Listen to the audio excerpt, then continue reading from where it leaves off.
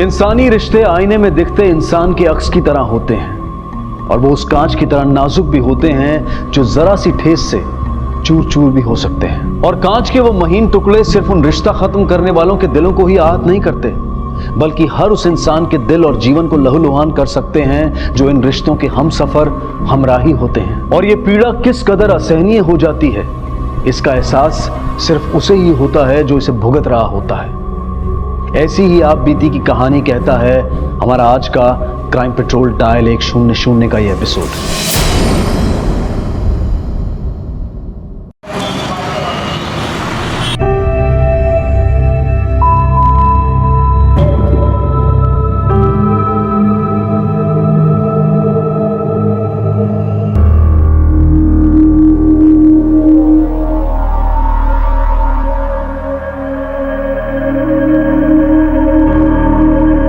लक्ष्मी जल्दी हाथ चला, बहुत काम पड़े हैं। कर तो रही हूँ ना मैडम।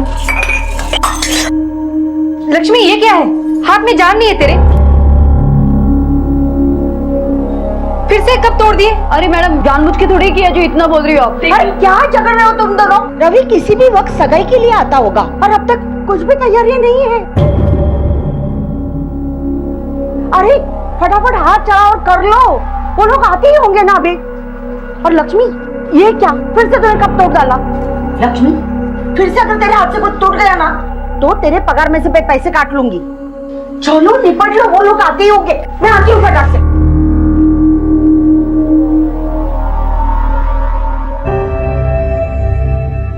वाह परी लग रही। बैठो बेटा, मैं आता हूं।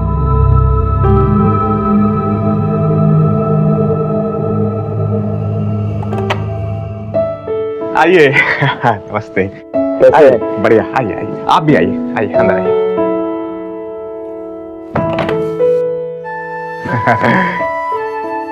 बहू ये मेरे दोस्त कैलाश जी, और भाई आप तो जानती है।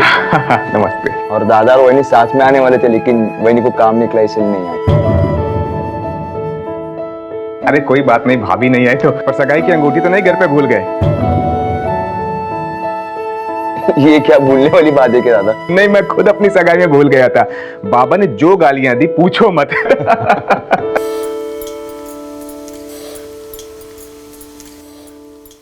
हाँ? बाप रे, कितना सारा नमक है। ऐसा खाना खिलाओगी मेहमानों को? अरे अभी तक खाना बनाना भी नहीं सीख पाई। सासूबाई जैसा आ रहा है वैसे बना रही हूँ। अगर ऐसा है तो खुद ही बना लीजिए ना। आई, हे भगवान, क्या कर रही हो? रवि आ गया। चलो। अरे बाप रे, वो लोग आ गए। जल्दी जल्दी खाना तैयार करो, मैं देखती हूँ निधि तैयार हुई कि नहीं। हाँ निधि, आहो। आई नौकर चाकर किसी के भी सामने डांटने लगती है। अब मुझसे ये सब बर्दाश्त नहीं होता। क्यों टेंशन लेती हो? अपने अच्छे दिन जल्दी आने वाले हैं, बस थोड़े दिन और बर्दाश्त कर लो, उसके बाद इस घर की महारानी होगी। अरे निधि तो अभी तक तैयार नहीं हुई। वो लोग आ चुके हैं। बस आई 2 मिनट। जल्दी से तैयार हो जा। हाँ। और ये क्या? अरे रिया, कुड़ी तो अब तक तैयार नहीं हुई। मैंने बोला था ना तुझे तैयार होने के लिए। जल्दी से तैयार हो जा और अपने भाई को भी तैयार करना। अजी मैंने ढूंढा था रेहान को, पर वो कहीं दिखा ही नहीं। कहीं नहीं दिख रहा है मतलब? कहाँ गया है वो? मम्मी मुझे नहीं पता वो कहाँ गया।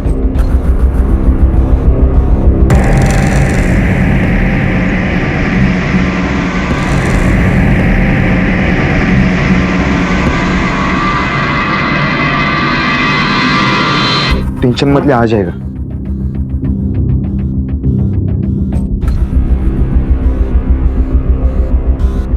रिया, रेहान कहाँ गया है? मम्मी मुझे नहीं पता वो कहाँ गया। अरे ऐसे कैसे हो सकता है? रियान को सब जगह ढूंढा, कहीं उसका पता नहीं चला। उसके दोस्तों से पूछा तो उनमें से किसी ने उसको सुबह से देखा तक नहीं।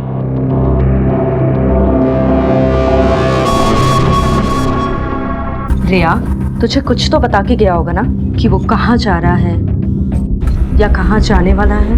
कल रात वो बोल रहा था वो यहाँ नहीं रहेगा, वो पापा के पास चला जाएगा।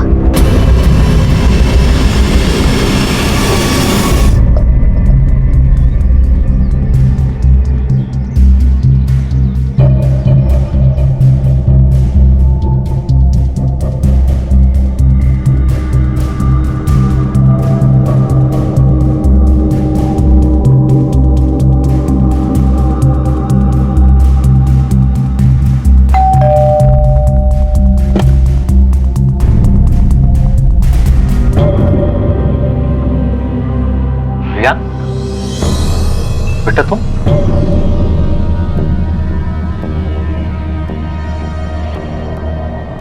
तुम यहाँ क्यों आए हो? तुम्हें पता है ना तुम्हारी मम्मी गुस्सा करेगी तुम्हारे यहाँ आने से। देखना तुम्हारी मम्मी अब तुमसे और मुझसे दोनों से झगड़ा करेगी।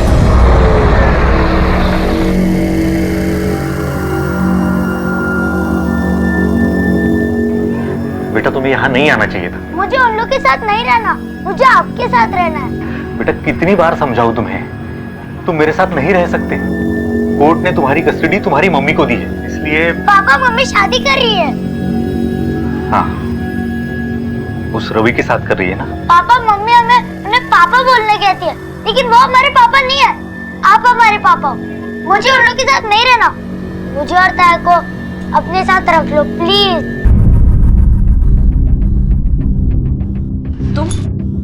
तुम यहाँ क्या कर रहे हो? तुझे मना किया था ना यहाँ आने से। हाँ, क्यों आया है फिर? समझ नहीं आता है तुझे? तुम्हारे मारने से नहीं समझेगा।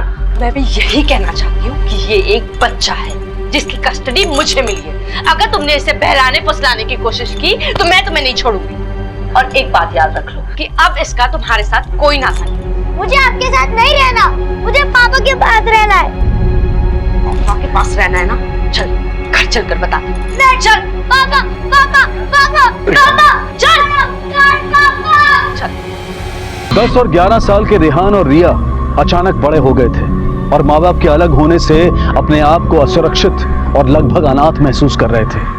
हर इंसान को उम्मीद की नजर से देखते कि शायद कोई तो उनका सहारा बने।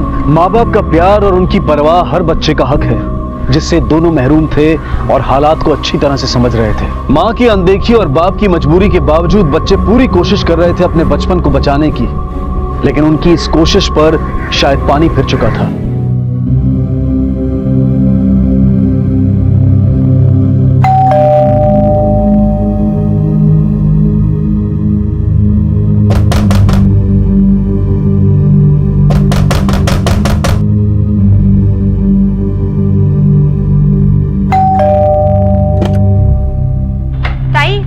लगता है साहब कहीं बाहर गए। आपके पास चाबी देके गए हैं क्या? मुझे झाड़ू पोछा करना है। हाँ है।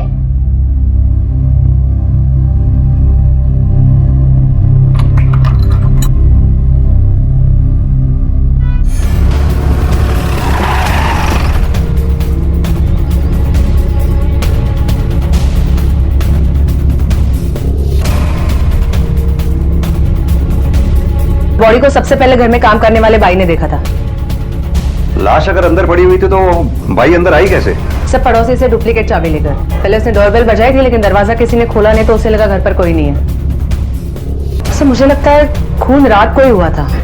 सर पे भी गहरी चोट लगी है पीछे की तरफ। ये वास लगने की वजह से ही मौत हुई है, लेकिन सर इस वास के इतने छोटे टुकड़े हुए कि फिंगरप्रिंट्स मिलना मुश्किल है। लेकिन फिर भी इन्हें कलेक्ट करवाओ, शायद कुछ मिले। यस सर, पर हमने चेक किया घर में कोई फोर्स एंट्री के निशान भी नहीं है।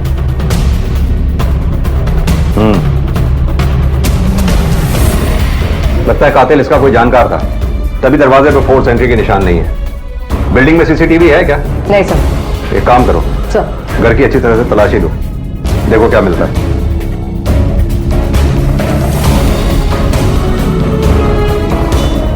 सर, ये इन्वेलप मिला है।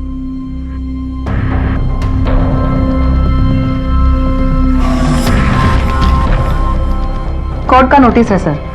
हो सकता है ये नोटिस ही इस कत्ल की वजह हो। एक काम करो मानसी, सर, इसके पड़ोसियों से पूछताछ करो, पता करो ये अकेला रहता था या फैमिली के साथ। हाँ मैडम, मैंने ही बाई को चाबी दी थी। आशीष साहब कभी बाहर जाते हैं तो मेरे पास चाबी रख के जाते हैं बाई को झाड़ू पटका करने के लिए। वैसे मैडम बाई बहुत भरोसे वाली है, मेरे घर पे भी वही काम करती है। अच्छा, कल रात इनके घर से कोई चीखने चिल्लाने या झगड़े की आवाज सुनी? नहीं मैडम, कल तो नहीं, मगर 2 दिन पहले आशीष भाऊ का झगड़ा हो रहा था। किसके साथ? उनकी बीवी निधि के साथ। बच्चों को लेके कुछ झगड़ा हो रहा था। अगर तुमने इसे बहलाने फुसलाने की कोशिश की तो मैं तुम्हें नहीं छोड़ूंगी। अच्छा, अगर ये शादीशुदा और बाल बच्चे वाला आदमी है तो उसकी फैमिली कहाँ है? डिवोर्स के पहले साथ में ही थी सर। बाद में निधि अपने बच्चों को लेके अपनी माँ के घर चली गई। डाइवोर्स की कोई खास वजह? दोनों एक दूसरे पे शक करते थे। वो बोलता था तेरा चक्कर चल रहा है, ये बोलती थी तेरा चक्कर चल रहा है। जब बात खुली तो पता चला निधि का ही चक्कर चल रहा था। ये तो बेचारा बहुत शरीफ था। ये आशीष काम क्या करता था? निधि मैडम की दुकान में काम करते थे, पर जब से उनका तलाक हुआ है 6 महीने से घर पे ही थे। किस चीज की दुकान है उनकी? ज्वेलर्स का शॉप था, चामुंडा ज्वेलर्स के नाम से। आपके पास आशीष की बीवी और उसके ससुराल वालों का फोन नंबर भी तो होगा, आप लोगों ने उन्हें फोन नहीं किया? मैंने तो नहीं किया और मुझे नहीं लगता किसी और ने भी किया होगा। ऐसा क्यों? सर, क्यों करेंगे उस नक्छड़ी औरत से बात? पता नहीं वो अपने आप को क्या समझती है, बड़े पैसे का घमंड है उसे। अच्छा, ये आशीष की बीवी निधि रहती कहाँ है? हाँ हाँ, मैं 5 मिनट में दुकान पहुंच जाऊंगी। हाँ, वहीं पर मिलती हूँ। आई, मैं दुकान जा रही हूँ, आ जाऊंगी। हाँ। अरे तुम दोनों सुनो, स्कूल से ना सीधा घर आना। अगर उसके घर गए ना तो बहुत मार पड़ेगी। और तू देखना कि ये कोई गड़बड़ ना करे, नहीं तो तुझे भी सजा मिलेगी। मम्मी आशा मम्मी बहुत मारती है, कोई गलती नहीं करते फिर भी मारती अरे है। तूने कोई मस्ती की होगी तभी तुझे मार पड़ी होगी ना, ऐसे ही कोई बिना मतलब के नहीं मारता।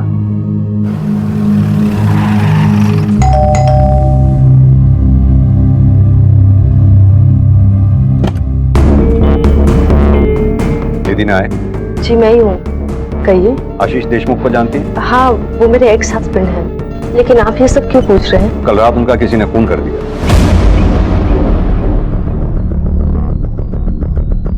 आशीष से आपका रिश्ता कैसा था? मेरा मतलब कोई मनमुटाव या अनबन? सर, 6 महीने पहले मैंने उससे डिवोर्स ले लिया था, उसके बाद हमारी कभी बात नहीं हुई, तो मनमुटाव या अनबन की तो बात ही नहीं बनती सर। डाइवोर्स की कोई खास वजह? सर, वजह यही थी कि हम दोनों एक दूसरे से बहुत अलग थे, हमारी एक दूसरे से किसी भी बात पर नहीं बनती थी। क्या ये बात सच है कि आपके बिजनेस की तरक्की में आशीष का हाथ था? हाँ सर।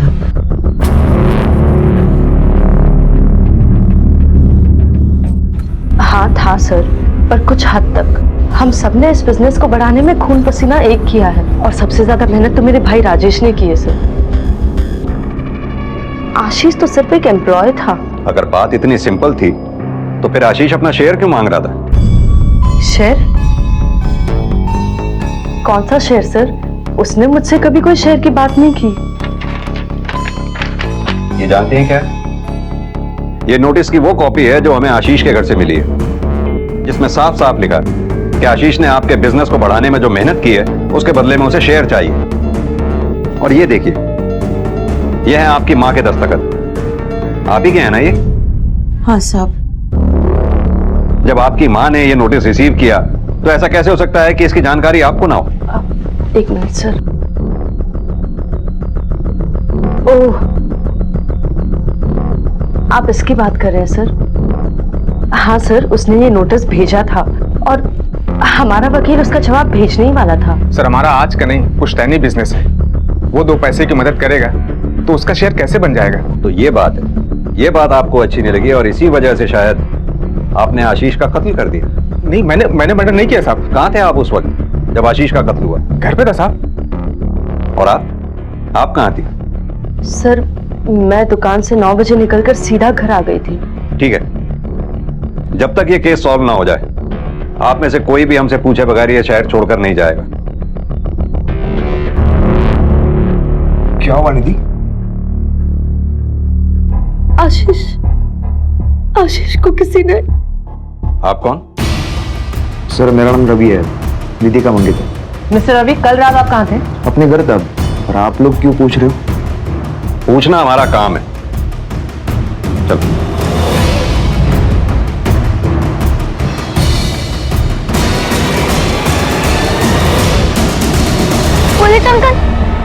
पुलिस अंकल, हमारे पापा वापस कभी नहीं आएंगे। तुमसे क्यों पूछ रहे? मैंने तुझे बताया ना कि पापा भगवान के पास चले गए, अब्बा वहां से कभी नहीं आएंगे। तो तुमने पुलिस अंकल को क्यों नहीं बताया?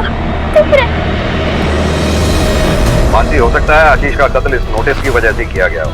तलाक के बाद उसने अपनी मेहनत का हिस्सा मांगा हो जो इस परिवार वालों को अच्छा ना लगा हो, और इसी बात से नाराज होकर फैमिली के ही किसी मेंबर ने आशीष का कत्ल कर दिया हो।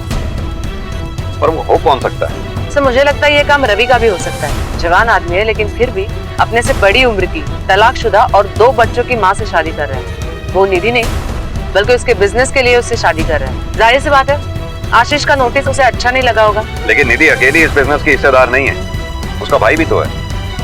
लगता है फैमिली हमसे कुछ छुपा रही है। वरना माँ के इस तरह से हाँ कहने पर पूरी फैमिली चौंकती नहीं। एक काम करो, इस फैमिली का कच्चा चिट्ठा निकालो, जो भी सच है वो सामने आ ही जाएगा। Yes sir. वैसे तो सब लोग अच्छे हैं साहब, पर ये राजेश बाबू और उसकी बाइको है ना, एक नंबर के चैप्टर लोग हैं। वो आशा मैडम है ना, ये एक नंबर की निच्चड़ है। जैसे ही मेरा पगार होता है ना, तो 100 रुपए कमीशन के लिए मेरे सामने हाथ फैलाती है और ये बोलती है कि ये काम मुझे उसने दिलाया। अच्छा, ये निधि किस तरह की इंसान है? निधि मैडम तो अच्छी है, पर मालूम नहीं आशीष बाबू को उन्होंने क्यों खाली पीली छोड़ दिया। आशीष बाबू तो बहुत अच्छे इंसान थे, अपने बच्चों को प्यार भी बहुत करते थे, लेकिन ये रवि है ना, मेरे को एकदम हटेला लगता है साहब। अब आप ही बोलो साहब, कोई अपने से बड़े उम्र के औरत के साथ शादी करेगा क्या, वो भी 2 बच्चों की माँ से? ठीक है, तुम जा सकती हो। हाँ साहब। मैडम, ये आशीष देशमुख की पोस्टमार्टम रिपोर्ट। सर,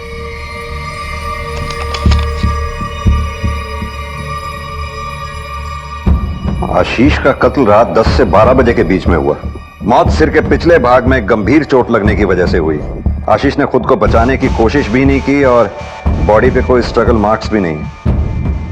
यानी कातिल आशीष का कोई पहचान वाला है। मानसी सर, हमें उस शख्स का पता लगाना होगा जो इस फैमिली को तो अच्छी तरह से जानता है पर इस फैमिली का मेंबर नहीं है। Yes sir.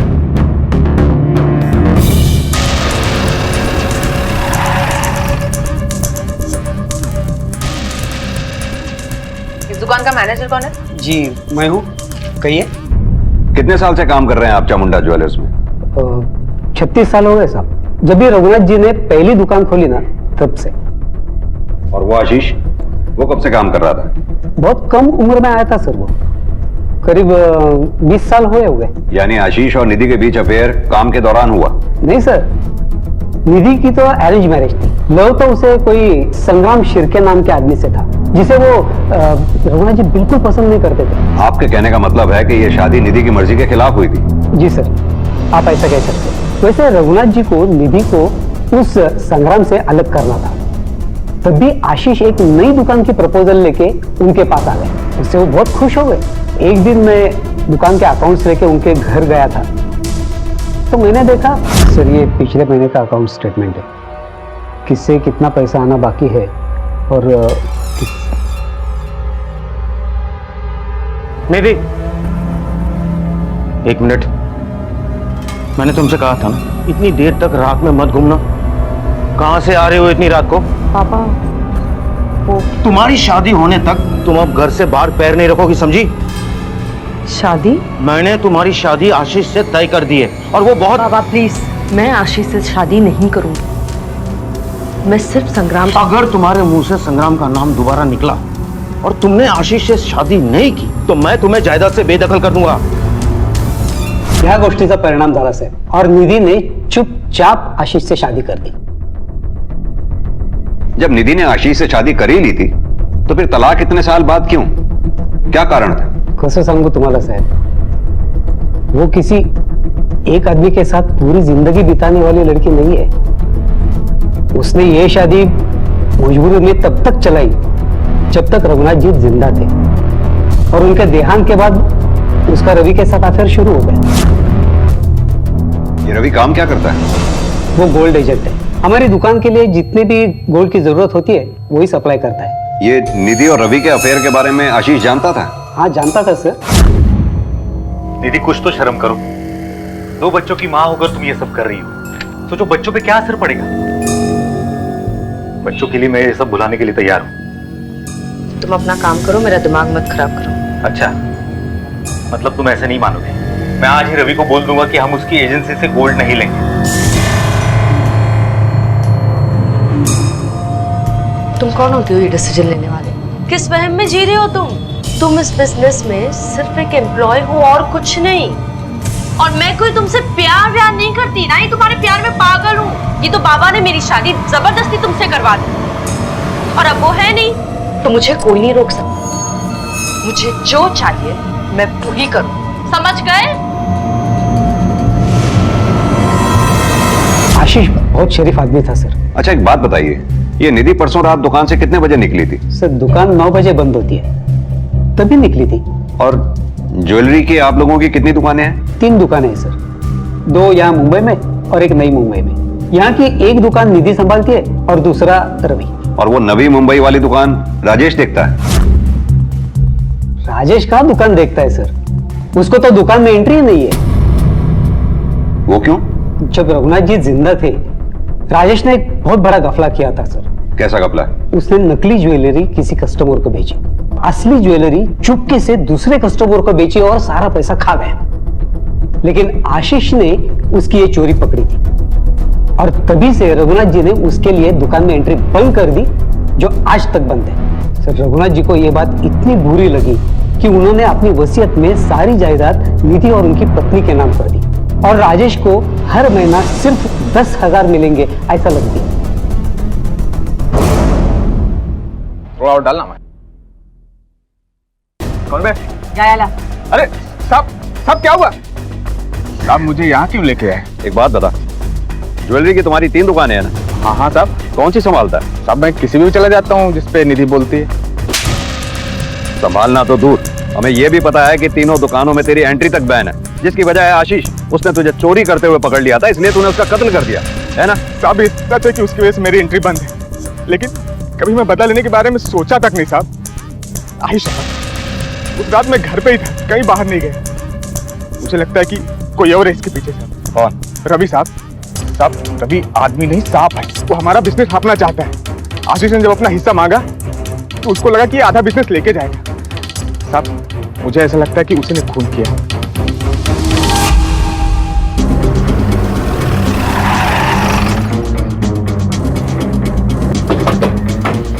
सर मुझे लगता है ये काम राजेश या रवि में से किसी का होगा, क्योंकि देखा जाए तो आशीष के मरने का बड़ा फायदा इन्हीं दोनों को है। एक काम करो मानसी, ये नाइक फैमिली और इस रवि के सबके फोन रिकॉर्ड्स और मोबाइल की लोकेशन निकालो, पता चल जाएगा कत्ल के वक्त कौन घर पर था और कौन बाहर। Yes sir. Police aunty, uncle मैं और मेरा भाई उस घर में नहीं रहना चाहते। लेकिन क्यों बेटा? वो तो आपकी मम्मी का घर है। अंकल उस घर में बहुत मार पड़ती। तुम इनकी चिंता क्यों कर रही हो? मैं हूं ना, मैं संभाल लूंगी, तुम बस अपने काम पे ध्यान। थैंक यू बहनी। देखो ना, इनके बाप ने इन्हें इतना बिगाड़ के रख दिया है कि इन्हें संभालना ही मुश्किल हो गया है, और ऊपर से टाइम भी नहीं है। तुम इन पर नजर रखना, हाँ प्लीज। और तुम दोनों मामी की हर एक बात मानना, ठीक है? खाना भी नहीं देती और हम दोनों भूखे रह जाते। मामी मामी मुझे भी ये पनीर वाली सब्जी दो ना। ये तुम दोनों के लिए नहीं, रूपाली के लिए है। जो मिला है चुपचाप खाओ, नहीं तो ये भी छीन लूंगी, समझे? बेटा ये सब कब से हो रहा है? जिस दिन से कोर्ट ने हमें मम्मी के साथ रहने को बोला, तब से मम्मी पापा का डिवोर्स हुआ है। तब से ये बात तुमने अपनी मम्मी को बताई क्यों नहीं? मम्मी अपनी शादी और दुकान के काम में इतनी बिजी कि वो हमसे बातें नहीं करती, बस हमें डांटती रहती है। मम्मा मामी बहुत मारती है, हमसे बहुत काम करवाती है और हमें खाना भी नहीं देती। अरे ये क्या बोल रहे हो निधि? तुम बिल्कुल सही बोल रही थी। इनके बाप ने इन्हें से बिगाड़ा ही नहीं, इन्हें झूठ बोलना भी सिखा रहा है। एक तो मैं इन दोनों से कितना प्यार करती हूँ, और ये दोनों है कि सासूबाई आप तो घर में रहती है ना, आपने देखा है कभी मैंने इनके साथ कुछ गलत किया हो? अरे मुझे क्या पता कौन किसके साथ क्या करता है, मैं तो अपने कमरे में रहती हूँ। क्या हो रहा है सब? निधि देखो, ये सारा नाटक ना अपने बाप के साथ रहने के लिए ये लोग कर रहे हैं, सब उसी ने सिखाया है। इसीलिए मैंने तुम्हें कहा था कि इन्हें हॉस्टेज छोड़ दो, 2 दिन में लाइन में आ जाएगी, वरना आशीष भी इन्हें। हम हॉस्टल नहीं जाएंगे और हमारे पापा को भी कुछ मत कहना। इन दोनों को कमरे में बंद कर दो, कितना भी रो, कितना भी गिड़गिड़ाए, इन दोनों को खोलना मत जब तक मैं नहीं आती। आपके पापा कैसे? अंकल हमारे पापा बहुत अच्छे थे और हमसे बहुत प्यार करते थे, पर वो भी कभी नहीं आएंगे। पानी नहीं जी अंकल, अब मुझे घर जाना, देर हो गई तो मामी बहुत मारेगी।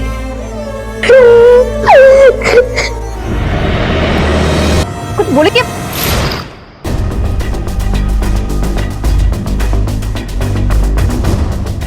सर ये दोनों बच्चे बहुत ही शरारती हैं, बहुत ही बिगड़े हुए हैं। लेकिन इसका ये मतलब हरगिज नहीं कि आप इन्हें मारें।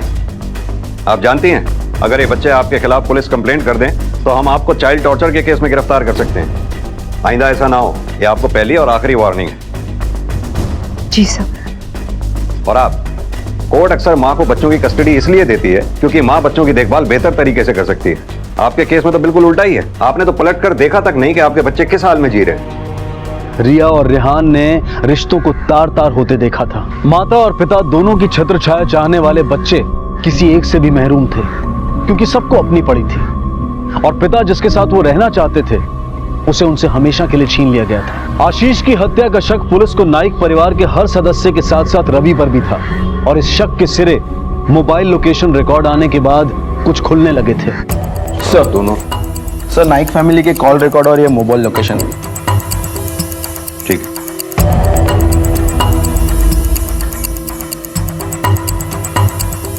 मोबाइल की लोकेशन के मुताबिक तो सिर्फ निधि और रवि ही आशीष के कत्ल के वक्त उसके घर के आसपास मौजूद थे। एक काम करो मानसी, ये निधि और रवि दोनों को उठाओ।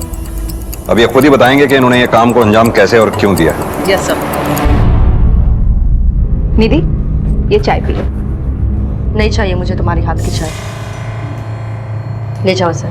निधि, मैंने तुम्हें अपने बच्चे सौंप दिए थे ताकि तुम उनका ध्यान रख सको, और तुमने उन्हें नौकर बना दिया, मारपीट की उनके साथ। बहनी शर्म नहीं आई तुमको? अरे वाह, ये तो हद ही हो गई। मेरे पति को बिजनेस से बाहर कर दिया और नौकरों की तरह 10,000 के पगार में बांध दिया, और मुझे तो नौकरानी बना दिया, और अब मुझे यहाँ आके दिखा रही हो। अगर ऐसा है ना तो खुद ही संभालो अपने बच्चों को। मुझे भी ये सब कुछ करके गाली खाने की कोई इच्छा नहीं है।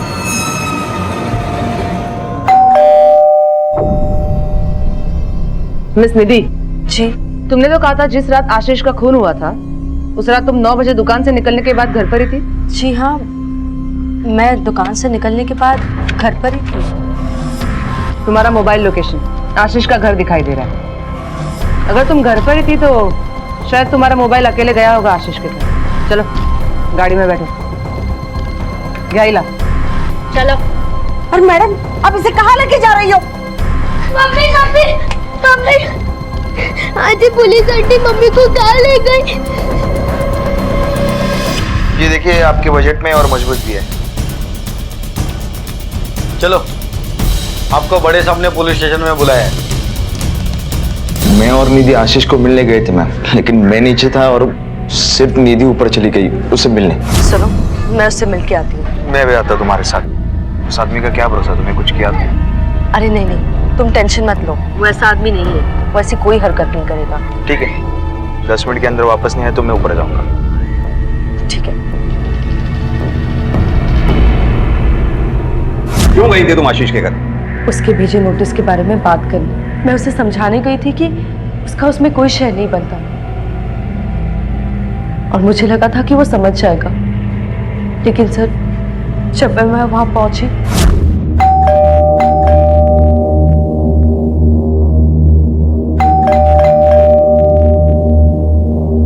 तो मैंने कई बार डोरबेल बजाई, लेकिन उसने दरवाजा नहीं खोला। तो मैंने अपनी डुप्लीकेट की से दरवाजा खोला, और सर जब मैं अंदर गई तो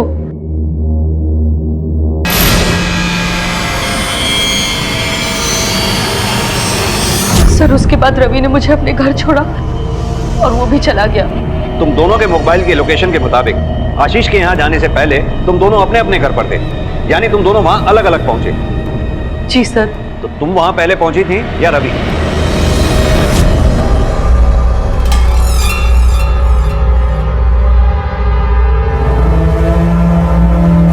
इसका मतलब रवि तुमसे वहां पहले पहुंच चुका था।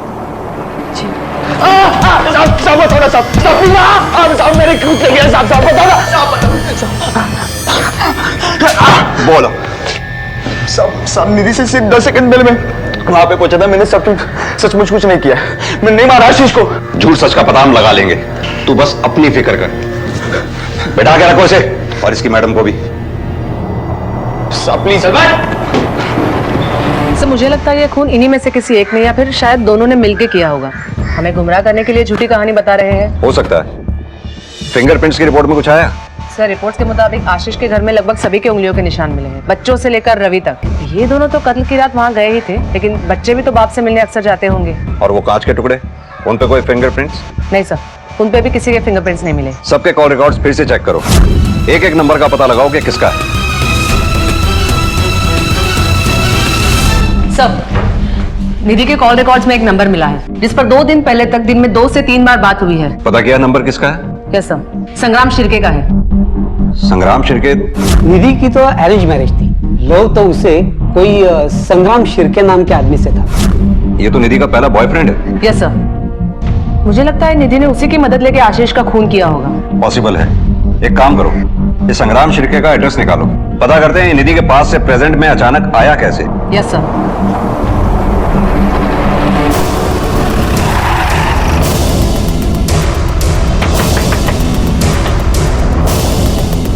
संग्राम शिर्के? जी मैं ही संग्राम शिर्के हूँ, कहिए। अब बता, जब निधि और तेरा अफेयर 12 साल पहले खत्म हो चुका था तो फिर अब तू अचानक कहां से टपक पड़ा? साहब निधि ने मुझे धोखा दिया था साहब, उसके बाद मैं मुंबई छोड़ के बैंगलोर शिफ्ट हो गया था साहब। 3 महीने पहले ही वापस आया साहब। एक दिन निधि मुझे मार्केट में मिली साहब। दादा ही बिल्डिंग कुठे? हाँ इकडून दुसरी बिल्डिंग। ठीक है, हाँ थैंक यू। संग्राम? निधि? संग्राम तुम यहाँ?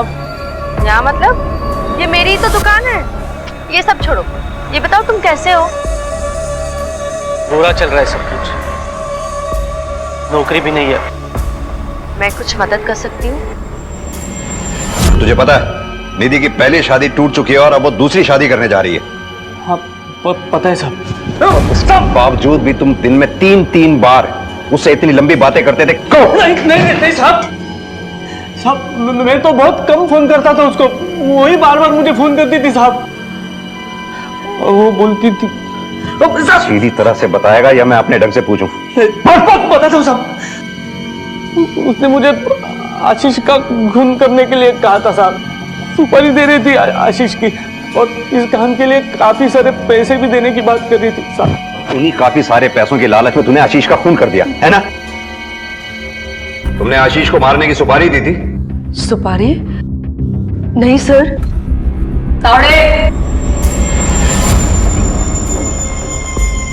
इसने कबूल कर लिया है, लेकिन तुम अब भी झूठ बोल रही हो। इसने तो अपने हिस्से का सच बता दिया, अब तुम भी अपने हिस्से का सच बता दो।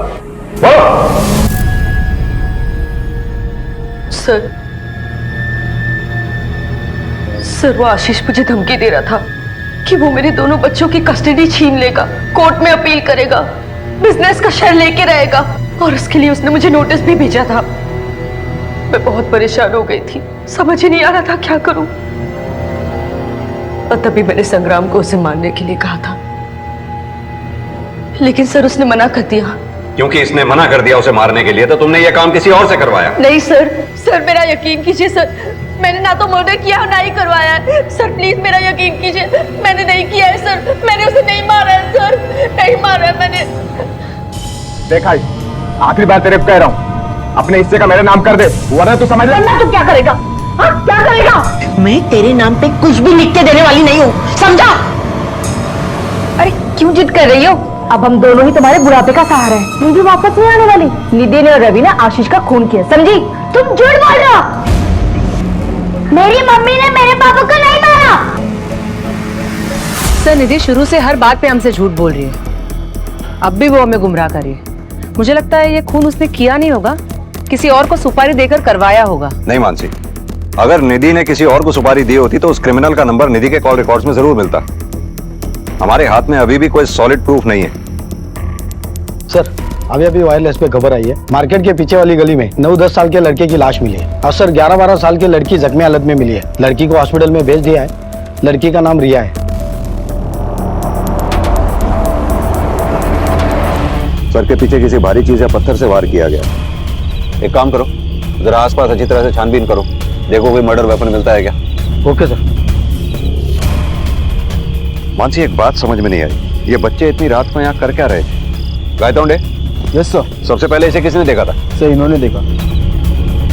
मैं अपनी ड्यूटी खत्म करके घर जा रहा था, अचानक इधर से एक बच्ची की रोने की आवाज आई। मैं दौड़कर इधर आया, देखा तो लड़का मर चुका था। सर हॉस्पिटल से फोन आया था, लड़की को होश आ गया। रिया बेटा कैसी हो? कैसे हुआ ये सब? किसने किया? अंकल, मामा ने हम दोनों को घर से बाहर निकाल दिया। क्यों? देख बुढ़िया, चुपचाप साइन कर दे, वरना आशीष को इधर भेजा ना, तेरे को भेज दूंगा, समझी? बेटा तुम्हें अच्छी तरह याद है तुम्हारे मामा ने यही कहा था। अंकल वाजी भी थी, मामा ने उनके सामने बोला, फिर हम दोनों को घर से बाहर निकाल दिया। जब हम आपके पास आ रहे थे तभी उन्होंने हमें मारा था। कहाँ जा रहे हो तुम दोनों? हम लोग पुलिस अंकल के पास जा रहे हैं। पुलिस के पास? अभी ले चलता हूँ तुम दोनों को पुलिस के पास। उसके बाद मैं वहीं गिर गई। अंकल रेहान का है, वो कैसे? वो ठीक है ना? डॉक्टर को बुलाओ जल्दी। बेटा रेहान ठीक है, तुम अपना ख्याल रखो, जल्दी से ठीक हो जाओ। अब मैं सच कह रहा हूँ, मैंने किसी को नहीं मारा है। वो मैंने आई को डराने के लिए ऐसा बोला था। आई शपथ साहब, मैंने सच में किसी को नहीं मारा। साहब आपने बोला ना कि मैं बच्चों के पास बाइक से गया था। हाँ। पर मेरी बाइक तो एक हफ्ते से गैराज में पड़ी साहब, चाहिए तो आप मैकेनिक से भी पूछ सकते हैं। सर रिहान के मर्डर स्पॉट पे ये 2 पत्थर मिले जिन पे खून के निशान थे। दोनों के फॉरेंसिक रिपोर्ट आ गई है। बड़े वाले पे रिहान का खून है, छोटे वाले पे रिया का खून है। मानसी एक बात समझ में नहीं आई, अगर राजेश ने ही दोनों बच्चों को मारा है तो उसने दोनों को एक ही पत्थर से क्यों नहीं मारा? एक को बड़े पत्थर से और दूसरे को छोटे पत्थर से क्यों मारा?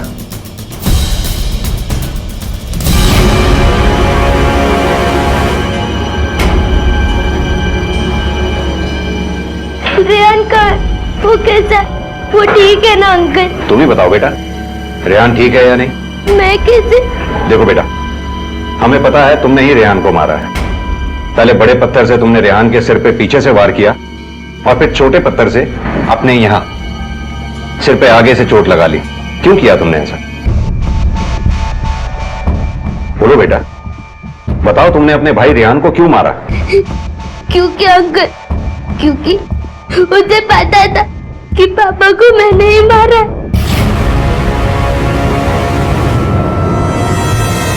रेहान, हमें पुलिस अंकल को बताना होगा कि मामा ने पापा को मारा है। मामा ने पापा को नहीं मारा ताई। मामा ने नहीं मारा तो किसने मारा? तुमने मारा ताई। रेहान को पता था कि मैं चुपके पापा से मिलने गई थी। वापस आकर जब मैं खून वाले हाथ धो रही थी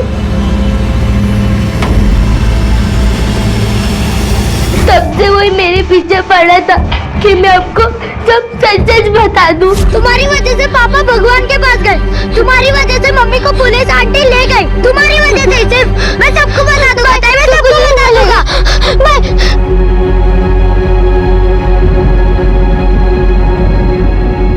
लेकिन बेटा तुमने अपने पापा को क्यों मारा? क्योंकि मैं और यार पापा के साथ रहना चाहते थे, पर वो हमें अपने साथ भी नहीं रखना चाहते थे। पापा, हमें आपके साथ रहना है। नहीं, ये नहीं हो सकता। अब तो तुम्हारी मम्मी तुम्हें मेरे पास भेजेगी ना, तो भी मैं तुम्हें अपने साथ नहीं रहने दे सकता। मेरी भी कोई जिंदगी है, मैं तुम दोनों का बोझ अपने सर पर नहीं ढो सकता। तुम यार जाओ प्लीज, चलो जाओ। कुछ नहीं मेरे पास तुम्हें देने के लिए, जाओ।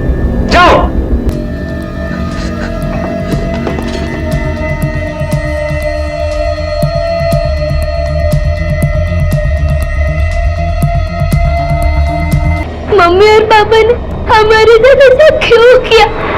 हमने क्या गलत किया? कोई भी बच्चा इस दुनिया में अपनी मर्जी से नहीं आता, ये फैसला उसे जन्म देने वाले माँ बाप लेते हैं। तो फिर वो क्यों उस माली की तरह से हो जाते हैं जिसने अपनी खुशियों के लिए फूल तो उगाए लेकिन एक दिन उन्हें छोड़कर चलता बना और उन फूलों को सूखी झाड़ियों में तब्दील कर गया। ऐसे ही फूल से कांटा बन गई थी रिया, और वो सब आजाद थे जिन्होंने उसे अपराधी बनाया था। क्योंकि रिया एक 11 साल की नाबालिग बच्ची थी, इसलिए उसे बाल सुधार गृह में भेज दिया गया और उसकी काउंसलिंग की जा रही है। बच्चे कल का भविष्य होते हैं, और ये भविष्य कैसा होगा इसके जिम्मेदार होते हैं उनके अभिभावक। इसलिए बेहद जरूरी है कि हम सिर्फ अपनी खुशी के बारे में नहीं बल्कि अपने कर्तव्यों के बारे में भी सोचें। इसी विचार के साथ अब मैं अनूप सोनी आपसे विदा लेता हूं। फिर मुलाकात होगी अगले एपिसोड में एक और चौंका देने वाले केस के साथ। तब तक अपना और अपने परिवार का ख्याल रखें और देखते रहें क्राइम पेट्रोल डायल 100। सबक एक को सीख हम सबको। जय हिंद। कई बार किसी करीबी लक्ष्य की फिराक में हम बड़े लक्ष्य को नजरअंदाज कर बैठते हैं। उस एक पल की खुशी के लिए हम जन्म भर की खुशियां खो देते हैं। बिना सोचे समझे जल्दबाजी में उठाए कदम अक्सर बहक जाते हैं और पछतावा वो बीज है जिससे अक्सर अपराध के पौधे जन्म लेते हैं।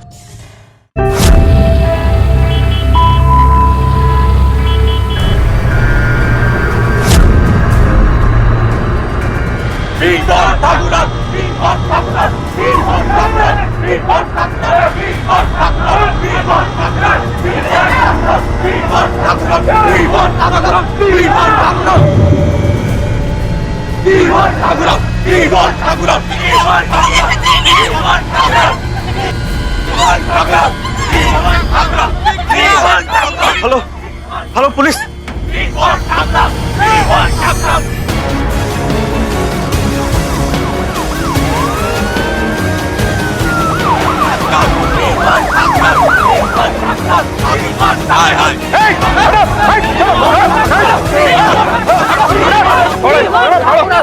भागो यहाँ से। सर ऐसा नहीं मानेंगे, इन्हें डिटेन करना होगा। सर मैं स्टूडेंट यूनियन का हेड हूँ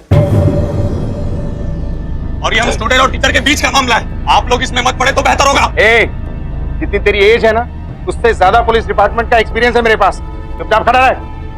राजेश इनकी फैमिली को घर पहुंचाओ। ठाकुर सर ये क्लास अभी डिसमिस नहीं हुई है।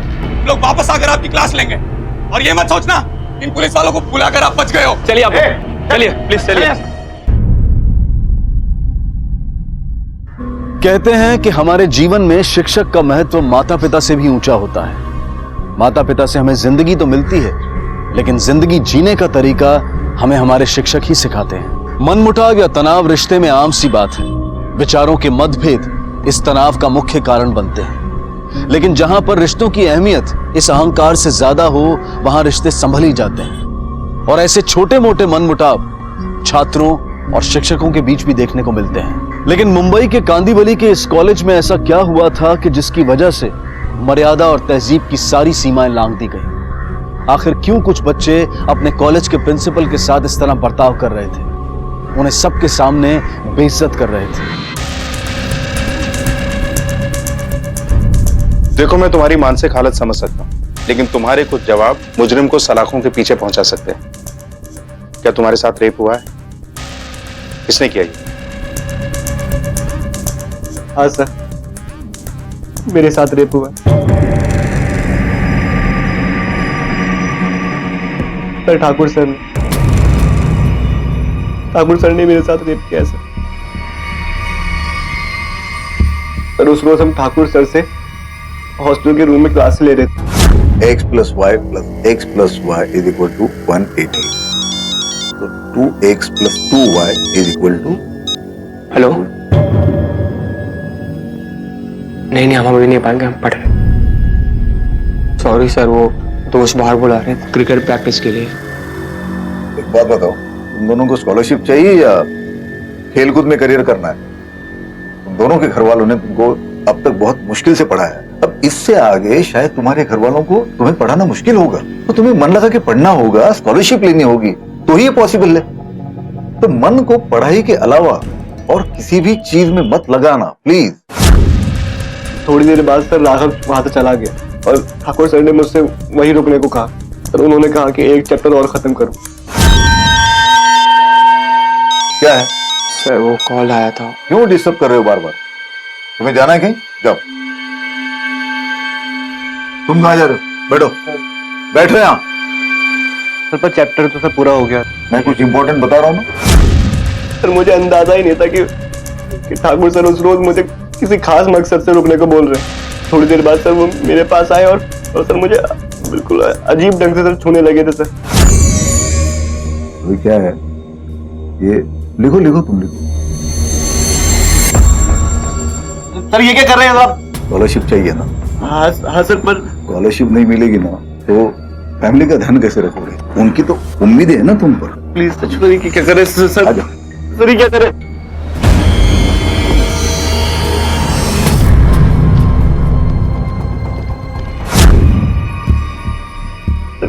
कॉलेज के बाद ठाकुर सर हमको मैथ्स की एक्स्ट्रा क्लासेस देते थे। तो मेरा मैथ्स वीक है और ठाकुर सर हमारे मैथ्स के टीचर भी हैं। और सर कभी कभी राघव और मैं भी उनसे क्लासेस लेते थे साथ में। सर कभी हॉस्टल के रूम में और कभी वो अपने घर पर हमको क्लासेस देते थे। तुमने पुलिस कंप्लेंट क्यों नहीं की? सर ठाकुर सर मुझको फेल कर देते। मुझे सर स्कॉलरशिप की बहुत ज्यादा जरूरत है।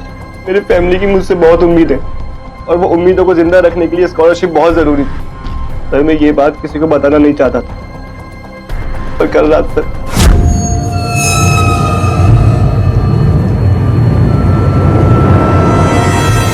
छोड़ इसको। ये तू क्या कर रहा है यार? तू पागल हो गया क्या? और तू रो क्यों रहा है? अमित कुछ बोलेगा, ये रोते ही जाएगा। प्रिंसिपल सर, क्या हुआ है भाई? प्रिंसिपल सर ने मेरे साथ रेप किया है। क्या? सर अगर आप नहीं आते ना तो हम उसे नंगा करके गधे पर बैठा कर पूरी कॉलेज घुमाते। हमारे बचपन में एक सब्जेक्ट होता था सोशल साइंस, कभी नहीं पढ़ा क्या? पढ़ा है। तो उससे ये नहीं सीखा कि कुछ भी हो जाए कानून को अपने हाथ में नहीं लेना चाहिए, वरना तुम में और मुजरिम में क्या फर्क रह जाएगा? राजेश, अमित को मेडिकल चेकअप के लिए लेके जाओ।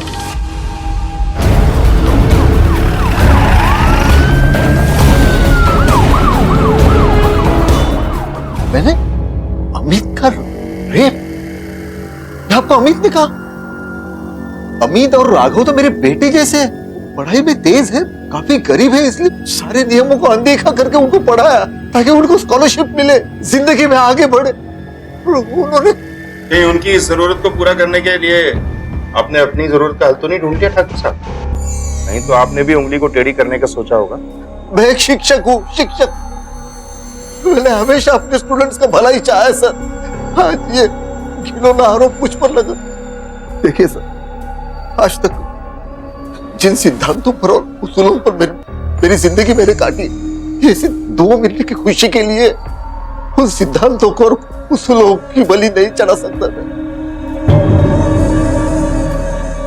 अब तो एहसास हो गया वाकई में कलयुग चल रहा है।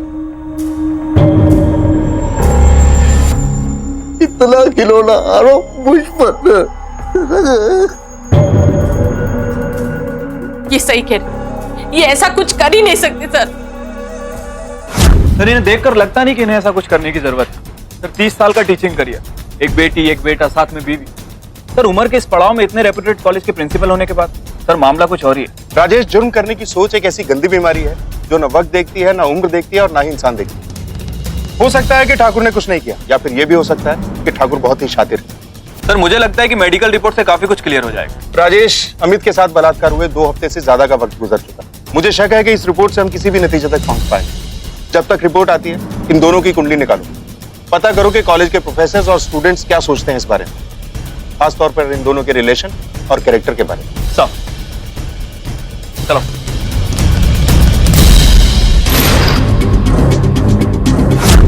सर ठाकुर सर और मैं एक साथ 16 सालों से पढ़ा रहे हैं। हमारा परिवार भी इतने ही सालों से एक दूसरे को जानता है। मुझे लगता है इतने साल काफी होते हैं किसी को समझने के लिए, और मुझे बिल्कुल नहीं लगता कि ठाकुर सर ऐसा कुछ करेंगे। सर मैं 100% कह सकता हूँ सर, ठाकुर सर ऐसा सब कर ही नहीं सकते। इवन सर उनके जैसा प्रिंसिपल तो किसी और कॉलेज में होगा भी नहीं। हमारा क्या कहना? सर मुझे तो वो बहुत स्ट्रिक्ट लगते थे।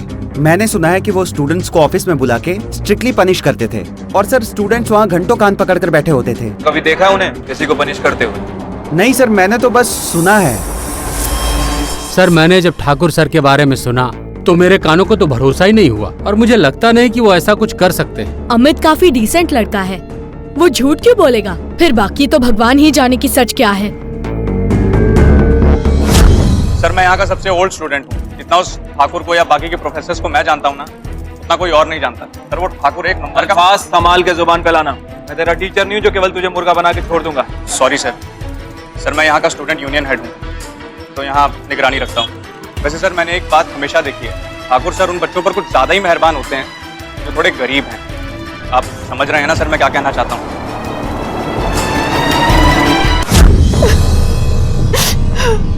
बेटा तेरे साथ इतना कुछ हो गया, देख एक बार तेरी माँ को बताने की कोशिश करता बेटा। काकी, आप लोगों की टेंशन और स्कॉलरशिप के चक्कर में इसने किसी को कुछ नहीं बताया। वो तो अच्छा था कि मैं सही समय पर रूम पर पहुंच गया।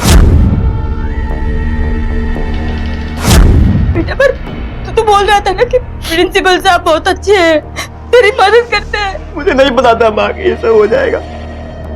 मुझे तो बस स्कॉलरशिप चाहिए थी, मुझे और पढ़ना है माँ। प्रिंसिपल ने हमारी गरीबी का बहुत फायदा उठा लिया। तू चिंता मत कर, तू चिंता मत कर।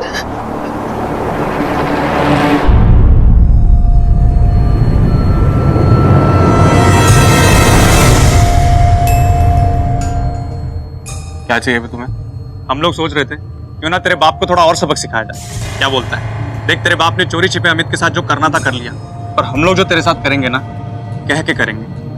बहुत ज्यादा बोल रहे हो तुम। और अगर अब एक और शब्द मेरे पापा के बारे में बोला ना, नहीं तो क्या यही कपड़े उतार के डांस करेगा क्या?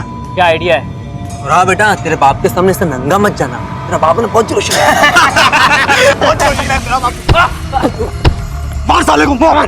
कपड़े उतार इसके, उतार कपड़े उतार इसके। मुझे लगता है अब ये लोग हद से ज्यादा आगे बढ़ गए हैं, हमें पुलिस को बता देना चाहिए।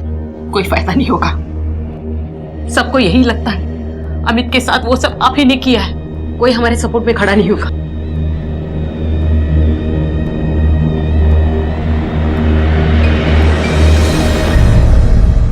सर, ये रही अमित की मेडिकल एग्जामिनेशन रिपोर्ट। सर, इस रिपोर्ट के मुताबिक अमित के प्राइवेट पार्ट पर ऐसे मार्क्स मिले हैं जिससे प्रूफ होता है कि अमित के साथ रेप हुआ है। लेकिन सर, घटना 2 हफ्ते पुरानी है, इससे कंफर्म नहीं हो पा रहा है कि रेप ठाकुर ने किया या किसी और ने।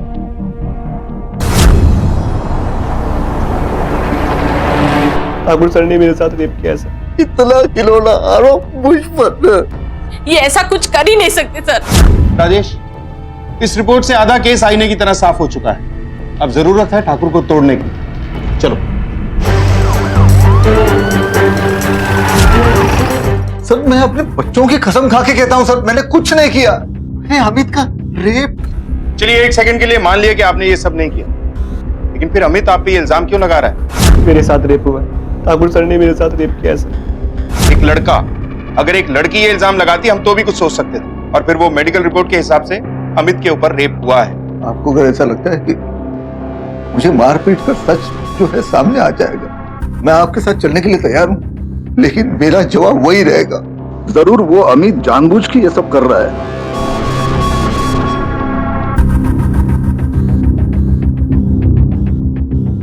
ठाकुर साहब, आप में और अमित में पास में ऐसा कुछ हुआ था जिसका मलाल अब तक उसके दिल में हो और जिसका बदला लेने के लिए वो इस लेवल तक जा सकता है?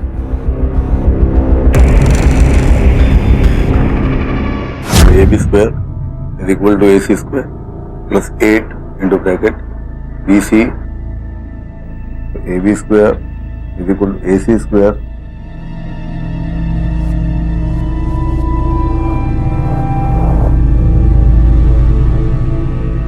upon 2 BC square upon 2। पढ़ाई पे ध्यान दो। Yes sir. सर, वो पानी चाहिए था, पानी पी लूं? नहीं, रुको।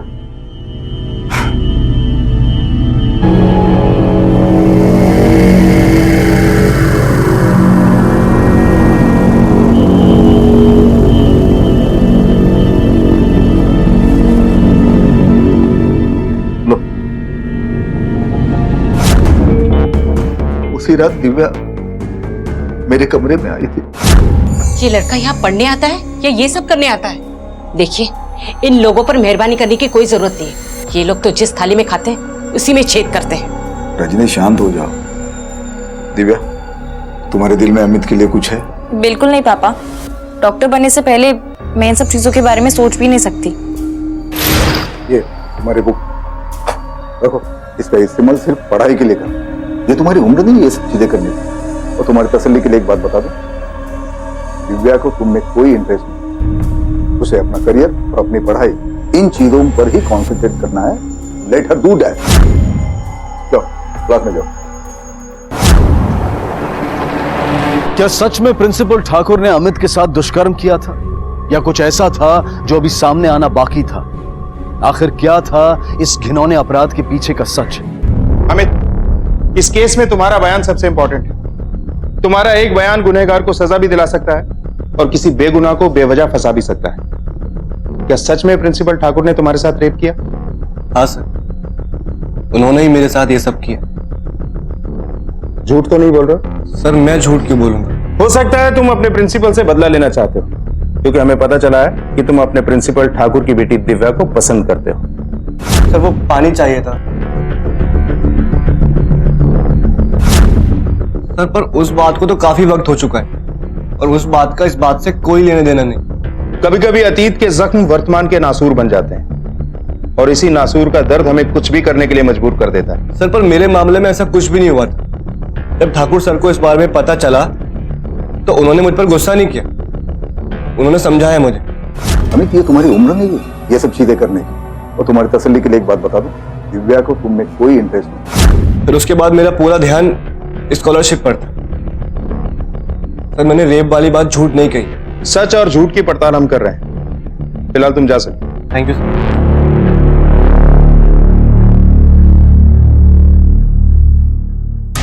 राजेश, इस केस में ऐसी कोई कड़ी जरूर है जो हमसे मिसिंग है, जिसके हाथ लगते ही मुजरिम के हाथ में हथकड़ियां हुई।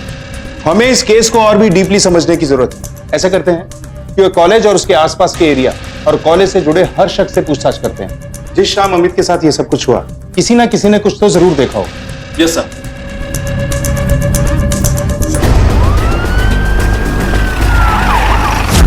हाँ, मैं उस शाम को था उनके साथ। वो कॉलेज के एनुअल फंक्शन के बजट पे काम कर रहे थे। मुझे कुछ काम था तो मैं घर चला गया, लेकिन राघव और अमित को पढ़ाने के लिए वो जाने वाले थे। नहीं सर, उस शाम को मैंने ठाकुर सर और अमित को एक साथ नहीं देखा था। फिर किस आधार पर तूने अमित की बात पर विश्वास करके अपने प्रिंसिपल के साथ ये सब किया? सर कहीं ऐसा तो नहीं कि आप ठाकुर सर को बचाने के रास्ते ढूंढ रहे हैं? हम जो भी कर रहे हैं वो तो पता चल ही जाएगा। पहले एक बात बता, तू अपने प्रिंसिपल से इतना नाराज क्यों रहता है? सर मुझे वो लोग नापसंद हैं जो अपनी पोस्ट और पावर का गलत फायदा उठाते हैं। फिर तो तू खुद को भी नापसंद करता होगा, क्योंकि अभी तक तूने भी अपनी पोस्ट और पावर का सही इस्तेमाल नहीं किया। सर मुझे अच्छे से याद है, वो उस रात सोया भी नहीं था, बहुत डिस्टर्ब था। एक दो बार तो मुझे ऐसे लगा कि वो रो रहा है।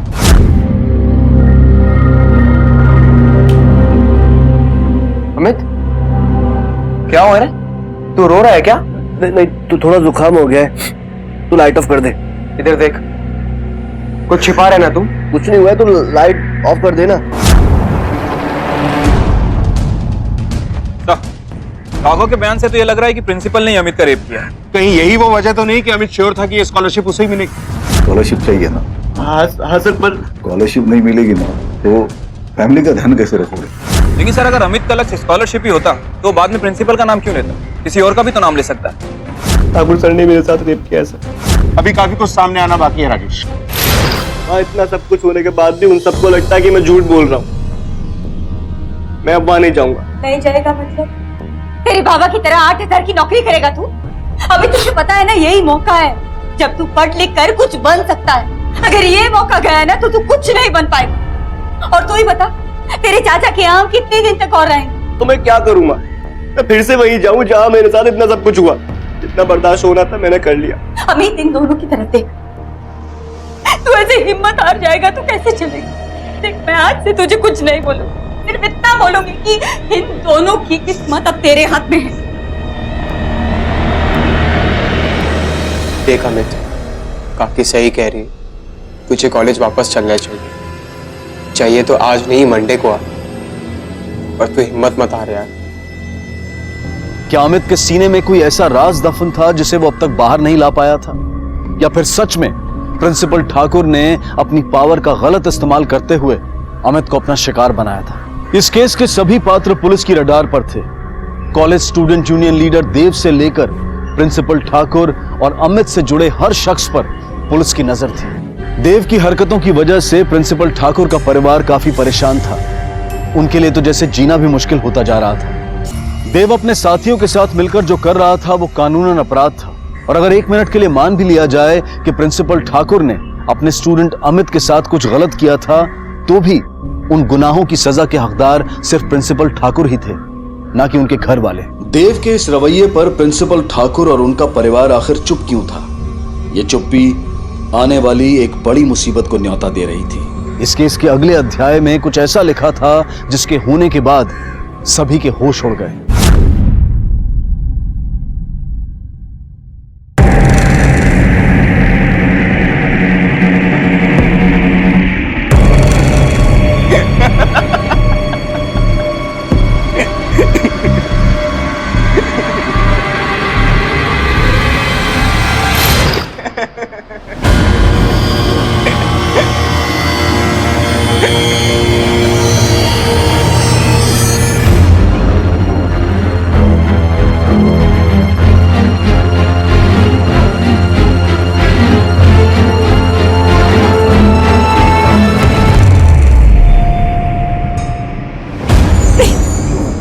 मुझे छोड़ो, मेरे तुम लोगों का क्या बिगाड़ा है? बहुत अकड़ है तेरे बाप में। अब पता चलेगा तेरे बाप को कि इज्जत उठना क्या होता है। अब तेरे बाप की सारी अकड़ निकल जाएगी।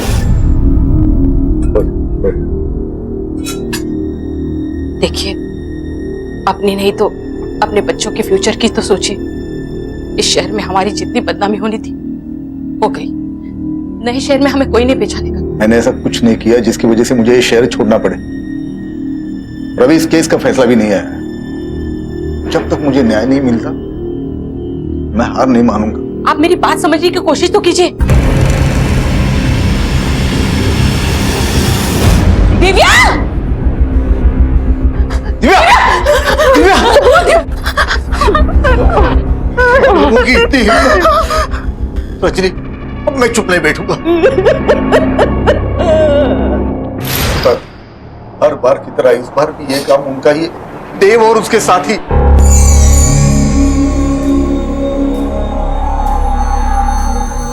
दिव्या, बेटा हम आपका स्टेटमेंट ले सकते हैं? दिव्या, इनको अपना स्टेटमेंट दे दो।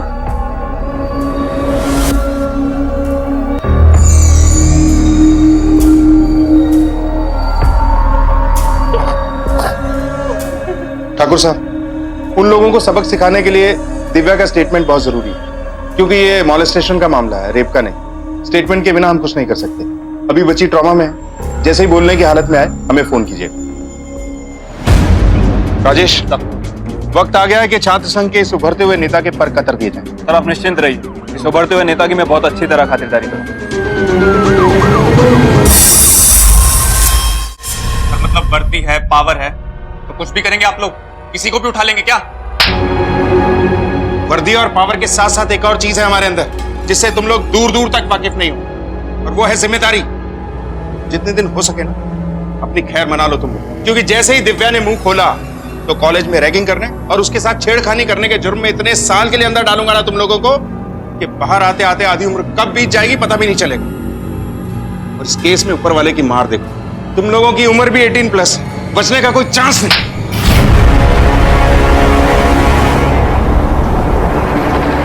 राजेश, ये लड़के बहुत शातिर हैं, बच निकलने के लिए हर पैंतरा अपनाएंगे, इसलिए दिव्या का स्टेटमेंट हमारे लिए बहुत जरूरी है। सर मुझे एक बात बहुत खटक रही है, आखिर ये तीनों लड़के दिन रात इस केस के पीछे क्यों पड़े? सर कहीं ऐसा तो नहीं कि अमित की सिचुएशन का फायदा उठाकर ये तीनों कुछ अपना पर्सनल खुन्नस निकालना चाहते हैं? हो सकता है कि प्रिंसिपल और इनके बीच में कोई आपसी रंजिश हो, जिसकी वजह से ये लोग हाथ धो के प्रिंसिपल के पीछे पड़े। राजेश, कॉलेज जाओ, गुप्ता और बाकी स्टूडेंट से पता करो कि इस एंगल के पीछे माजरा क्या है। सर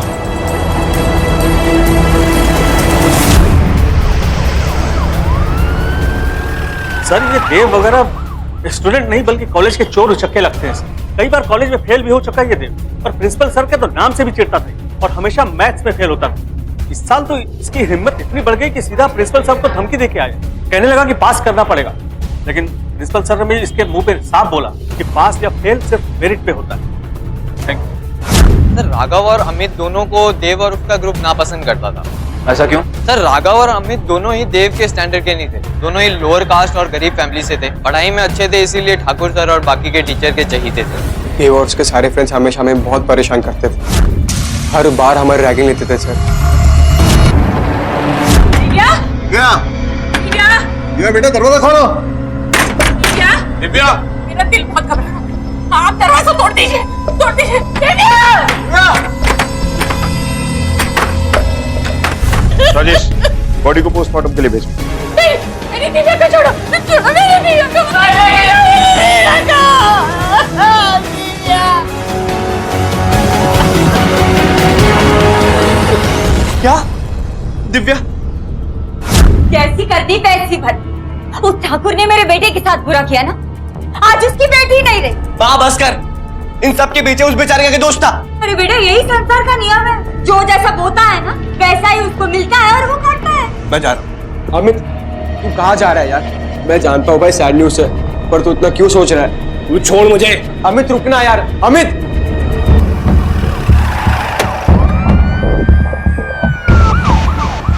सर, ये रही दिव्या की पोस्टमार्टम रिपोर्ट।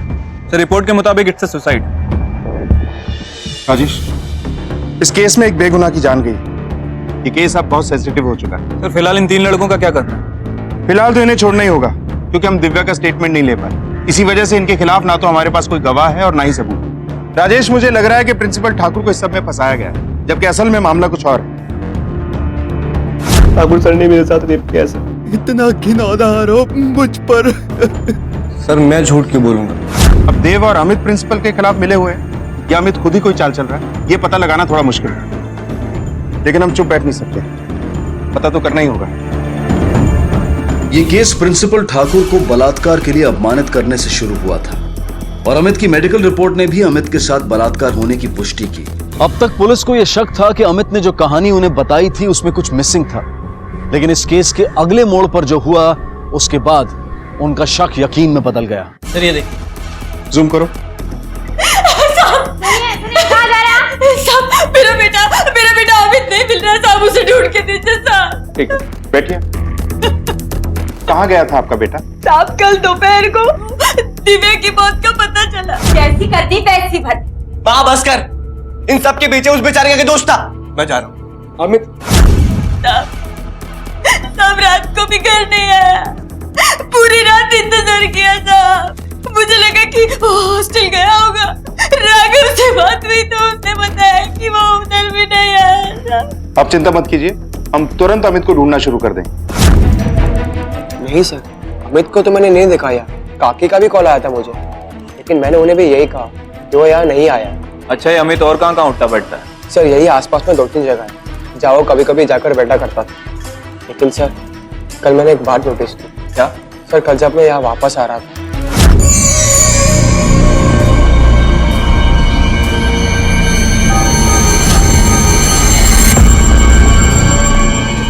मैंने आज तक उसे हॉस्टल एरिया में नहीं देखा और कल वो हॉस्टल एरिया में था। और सर उसे देख के कोई भी बता सकता था कि वो काफी टेंशन में था। हाँ सर, मैं बस घूम रहा था। और उसमें क्या गलत है? इससे पहले कभी हॉस्टल एरिया में घूमने का मन नहीं हुआ तुम्हारा, या कल कुछ खास था? सर इसमें कौन सी बड़ी बात है, पास में ही है, टहलते टहलते चला गया। आदित्य, तुमने अभी अभी अपनी बहन को खोया है। तुम्हारे पिता पे एक घिनौना इल्जाम है। तुम्हारी जगह किसी भी घर का कोई भी लड़का होता, उसका खून खौलता, ये जाहिर सी बात है। सर ये वक्त गुस्सा दिखाने का नहीं, फैमिली को सपोर्ट करने का। और मुझे पता है कि आप मुझसे क्या पूछना चाहते हैं, लेकिन सर मैं कभी किसी गलत चीज में इन्वॉल्व नहीं हो सकता, ठीक अपने पापा की तरह।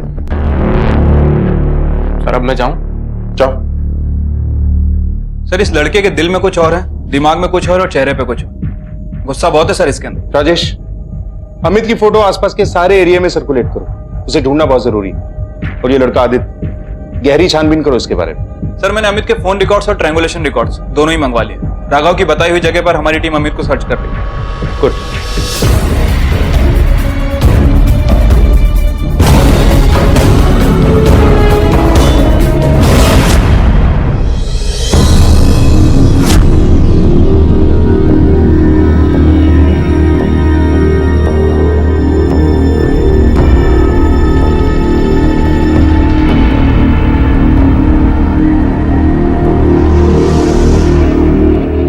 रजनी बहन, संभालिए अपने आप को, संभालिए। मेरी बेटी के चौथे पर कोई भी नहीं आया, कोई भी नहीं आया। ए ठाकुर, छुप के कहाँ बैठा है? बाहर निकल। मेरे बेटी को कहाँ छुपा के रखा है? उसको मार देगा फिर छोड़ेगा क्या? अरे आने बाहर, छुप के क्यों बैठा है? कहाँ छुप के बैठा है? आने सामने। मेरा बेटा कहाँ है? हमसे क्यों पूछ रही हो? वो यहाँ क्यों आएगा? मुझे कुछ नहीं पता। मेरे पास न सिर्फ मेरा अमित, मुझे मेरा बेटा चाहिए अभी इसी वक्त, समझा? अच्छा, तो आप गरीब है, आपके पास बेटा है, तो मेरी बेटी की कोई हिम्मत नहीं। मैंने मेरी बेटी को खोया है, लेकिन मैं एक मां होने के नाते तुम्हें दुआ ही दूंगी कि तुम्हें तुम्हारा बेटा सही सलामत वापस मिल जाए। और वहां तो सब कुछ सच होता है।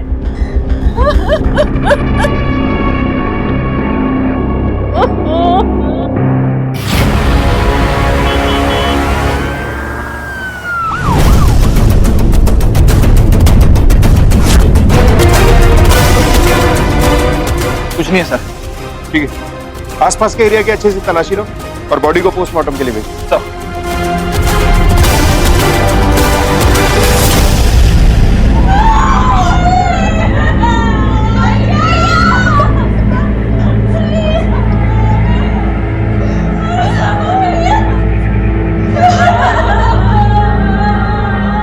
अमित की अचानक बरामद हुई लाश ने इस केस का रुख ही बदल दिया।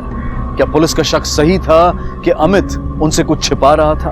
अगर अमित ने अपने बलात्कार से जुड़ी जानकारी पुलिस को गलत दी थी तो उसने ऐसा क्यों किया था?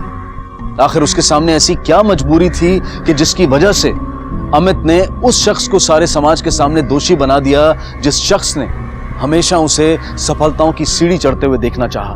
कहीं ऐसा तो नहीं था कि अमित ने अपनी गलती को सुधारने के बारे में सोचा हो और यही ख्याल उसकी मौत की वजह बन गया? सर, ये रही अमित की पोस्टमार्टम रिपोर्ट। सर, रिपोर्ट के हिसाब से अमित के सर पर किसी भारी पत्थर से वार किया गया था। राजेश, मुझे इस केस के सारे सस्पेक्ट के कॉल डिटेल्स चाहिए। आदित्य, प्रिंसिपल, देव और देव के सारे दोस्त, एक एक पे नजर रखो। सर, आदित्य के कॉल रिकॉर्ड्स मैंने ऑलरेडी मंगवा ली। सर, ये रहे आदित्य के कॉल रिकॉर्ड और लोकेशन डिटेल। ठीक है, तुम जाओ।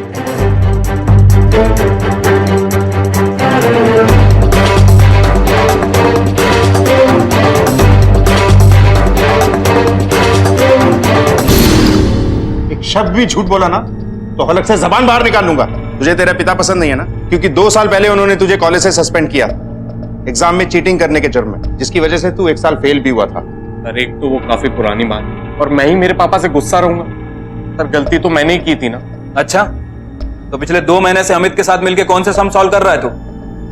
ये देख तेरे फोन रिकॉर्ड्स।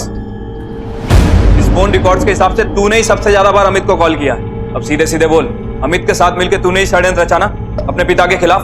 और जब अमित ने मुंह खोलना चाहा तो तूने उसकी भी आवाज दबा दी। सर, ये सच है कि मैं उसे कॉल करता क्योंकि वो कमीना मेरी बहन के पीछे था। अगर कोई मेरी बहन के पीछे होगा तो मैं तो बीच में आऊंगा ही ना। हाँ, ये सच है कि मैं पिछले कुछ दिनों से उसे ज्यादा कॉल कर रहा था। सर, वो सच सच बता दे कि मेरे पापा बेकसूर। सर, मैं ही अपने पापा के खिलाफ षड्यंत्र क्यों रचूंगा? ये सब गलत है सर। मैं मेरे पापा से बहुत प्यार करता हूँ और मुझे पता है कि मेरे पापा बेकसूर हैं। पुलिस का पूरा शक प्रिंसिपल ठाकुर के बेटे आदित्य पर था, लेकिन सबूतों के अभाव में वो आदित्य को मुजरिम साबित नहीं कर पा रहे थे। तभी पुलिस ने तय किया कि वो इस केस को ऊपर से नीचे तक एक बार फिर से खंगालेंगे। और इसी दौरान पुलिस के हाथ कुछ ऐसा लगा जिसके बाद इस केस की दशा और दिशा दोनों ही बदल गई।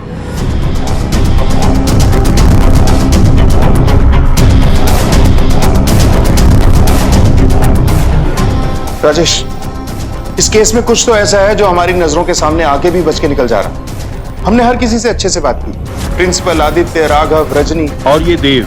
कुछ तो है जहां हमसे चूक हो रही है। हमें इस केस से जुड़ी एक एक चीज को दोबारा से चेक करने की जरूरत है।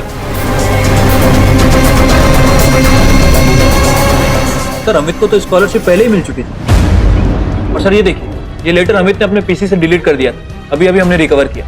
इस लेटर के हिसाब से तो लैक ऑफ फंड की वजह से अमित को कॉलेज छोड़ने के लिए कहा गया था। लेकिन सर, उस टीचर ने तो कहा था कि वो दोनों स्कॉलरशिप को लेकर काफी कॉन्फिडेंट। राजेश, मुझे लगता है रेप के बाद अमित को स्कॉलरशिप दिया गया। उस प्रिंसिपल ठाकुर को उठा के लाओ। वक्त आ गया है कि इस केस से जुड़े सवाल जवाब को अब वो सॉल्व करें। आप तो बड़े छुपे रुस्तम निकले। रेप भी किया और वादे के हिसाब से अमित को स्कॉलरशिप भी दे दिया। स्कॉलरशिप? मैंने कब अमित को स्कॉलरशिप दिया? राजेश, पता करो कि अगर ये स्कॉलरशिप ठाकुर ने इशू नहीं किया तो ये इशू किया किसने? सर, मैंने पता किया और एक सरप्राइजिंग बात सामने आई है। सर, अमित के साथ साथ राघव को भी स्कॉलरशिप इशू किया गया। और सर, ये स्कॉलरशिप उसी दिन इशू किया गया था जिस दिन देव और उसके ग्रुप ने प्रिंसिपल के साथ पब्लिकली बदतमीजी की। लेकिन उस दिन प्रिंसिपल ठाकुर ने ये स्कॉलरशिप साइन कैसे की? सर, ठाकुर ने साइन किया ही नहीं। तो फिर किसने साइन? राघव, तुम्हें और अमित दोनों को स्कॉलरशिप इशू हुआ था, पर ये स्कॉलरशिप तुम्हारे प्रिंसिपल ठाकुर ने नहीं, किसी और ने इशू किया था। सच हम तुम्हारे मुंह से सुनना चाहते हैं। सर, शायद जो ठाकुर सर ने अमित के साथ किया था। राघव, मैं तुम्हें बता दूं कि ये कोई कॉलेज का एग्जाम नहीं है जहां गलत आंसर देने पे नंबर माइनस होते हैं। ये पुलिस स्टेशन है। यहाँ जो गलत जवाब देता है हम उसकी जिंदगी के दिन माइनस कर देते हैं। तो जो बोलना सोच समझ कर बोलना। सर, उस रात जब अमित वापस आया रात को, देख, जब तक तू मुझे सच नहीं बताएगा मैं लाइट ऑफ नहीं करूंगा। अमित यार, क्या हुआ है? अमित, ये निशान भाई, क्या हुआ तुझे? बोलना यार। मेरे साथ रेप हुआ। क्या? अमित इस बारे में प्रिंसिपल सर को कंप्लेन करना चाहता था, पर जब हम गए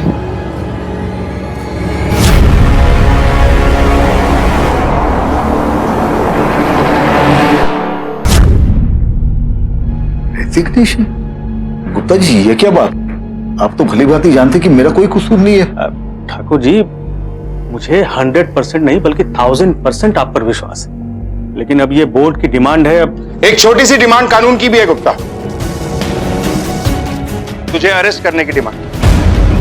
भूल गया, जो किसी और के लिए जाल बुनता है उसमें वो खुद ही फंस जाता है।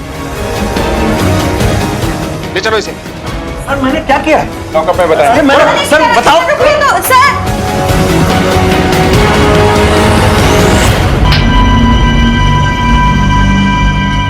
सर, मैंने कुछ नहीं किया सर, मैंने कुछ भी नहीं किया, मेरा विश्वास कीजिए। अपनी ओवर एक्टिंग बंद कर। राघव ने अपना मुंह खोल दिया। तेरा खेल खत्म। और उस शाम कॉलेज में प्रिंसिपल ठाकुर नहीं बल्कि तू एनुअल डे का हिसाब कर रहा था।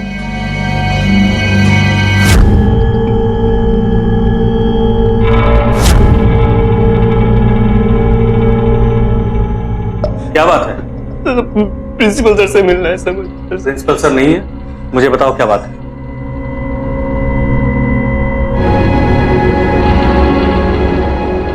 सर, मेरे साथ रेप हुआ है सर। ठाकुर सर नहीं किया है ना तुम्हारे साथ रेप? नहीं सर, ठाकुर सर नहीं किया है तुम्हारे साथ रेप। अब कहानी की तरह इस बात को रख लो, और कोई भी पूछे तो ठाकुर सर का ही नाम ले, समझ गए? बस ठाकुर सर तो सब बहुत अच्छे सर, उनका नाम सर। अपना घर बनाना है या नहीं? तुम अपना स्कॉलरशिप ले लो और मैं प्रिंसिपल की पोस्ट। मेरी सालों से इच्छा थी कि मैं प्रिंसिपल बन, लेकिन उस ठाकुर ने उस कुर्सी को कभी छोड़ा ही नहीं, और उसे उस कुर्सी से हटाने का यही एक रास्ता दिखा मुझे सर। तेरे इस लालच ने 2-2 जिंदगियों को बर्बाद कर दिया।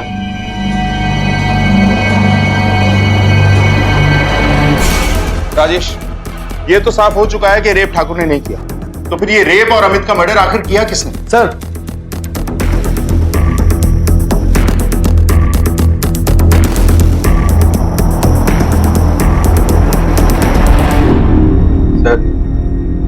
दिव्या की मौत की खबर सुनकर अमित पूरी तरह से टूट चुका था। जैसी करती तैसी भरी। माँ बस कर, इन सब के पीछे उस बेचारे का दोस्त था। मैं जा रहा हूं। अमित, मैंने उसका पीछा किया। अमित, तू यहाँ क्या कर रहा है? घर जा, काके परेशान हो रहे तेरे लिए।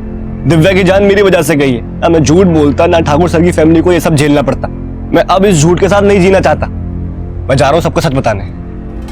अमित, तू पागल हो गया क्या? अपना स्कॉलरशिप आ चुका है। भाई, इतना सब कुछ सह लिया, थोड़ा और सह ले, उसके बाद जिंदगी में हमें कोई नहीं रोक सकता। राघव, अब मैं नहीं सह सकता। मैं सबको सच बताकर प्रायश्चित करना चाहता हूँ। भाई, तेरे चक्कर में मैं फंस जाऊंगा यार। Raghav, I am sorry. मैं पुलिस को सब सच बताने जा रहा हूँ। और सर, मैंने उसके लाश को नाले में फेंक दिया। मैं उसको नहीं मारना चाहता था, दोस्त था वो मेरा, पर मैं क्या करता सर? इतने बड़े मौके को कैसे जाने देता मैं? सर, रेप उसका हुआ, गेम गुप्ता सर खेल रहे थे, इस सबके बीच मैं क्यों फंसूं? बड़ी मुश्किल से स्कॉलरशिप मिला था मुझे।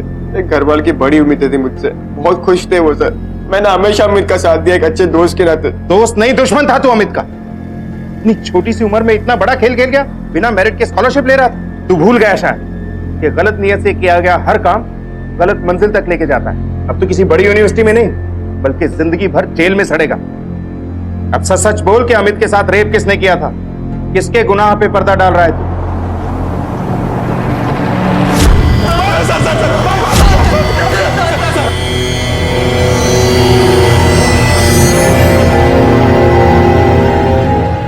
हाँ सर, हमने किया उस अमित का रेप। क्यों किया? सर वो ठाकुर हमेशा उन लोगों को वीआईपी ट्रीटमेंट देता था। सर हमें फेल कर दिया और उन दोनों को स्कॉलरशिप देने की सोच रहा था। उस रोज भी ठाकुर अमित को ट्यूशन दे रहा था। ये देख के हम लोगों का दिमाग गर्म हो गया सर। निकलो अभी, ये स्कॉलरशिप मिलनी चाहिए तुम्हें। Thank you sir. All the best.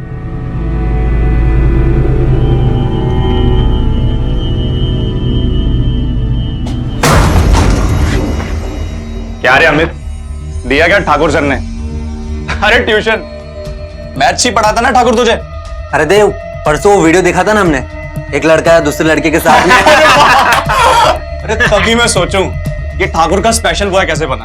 क्यों रे स्पेशल बॉय, 2-3 स्पेशल चीजें हमें भी सिखा दे यार। हमें भी स्कॉलरशिप लेना भाई।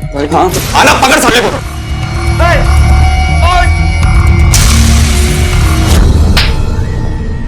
तुम लोगों के एक जुर्म ने 2-2 जिंदगियां ली, 2-2 परिवारों की खुशियों को हमेशा हमेशा के लिए खत्म कर दिया। स्टूडेंट यूनियन के हेड होने के पोस्ट और पावर का यह फायदा उठाया तूने।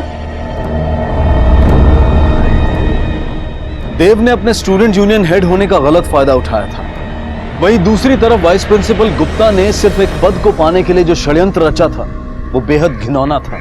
अमित और राघव ने प्रिंसिपल ठाकुर के भरोसे का गलत फायदा उठाया। उन्होंने एक अच्छी जिंदगी के बारे में तो सोचा, लेकिन उस जिंदगी की नींव का पहला पत्थर ही जुर्म का पत्थर था। प्रिंसिपल ठाकुर और उनके परिवार को उनकी खोई हुई इज्जत तो वापस मिल गई, लेकिन जो मानसिक क्षति उन्हें पहुंची उसे भरने में शायद वक्त लगेगा। उमा ने अपना बच्चा खो दिया। इस हादसे ने हमारे समाज से एक अच्छे स्टूडेंट को छीन लिया और एक ऐसी बच्ची अब इस दुनिया में नहीं है जिसका सपना ही बड़े होकर डॉक्टर बनना था और दूसरों का दुख दूर करना था। क्या सच में अपने मन पर काबू रखकर एक आसान सी जिंदगी जीना इतना मुश्किल है? सोचिएगा जरूर। इसी विचार के साथ अब मैं अनूप सोनी आपसे विदा लेता हूं। फिर मुलाकात होगी अगले एपिसोड में एक और चौंका देने वाले केस के साथ। तब तक अपना और अपने परिवार का ख्याल रखें और देखते रहें क्राइम पेट्रोल डायल 100। सबक एक को सीख हम सबको।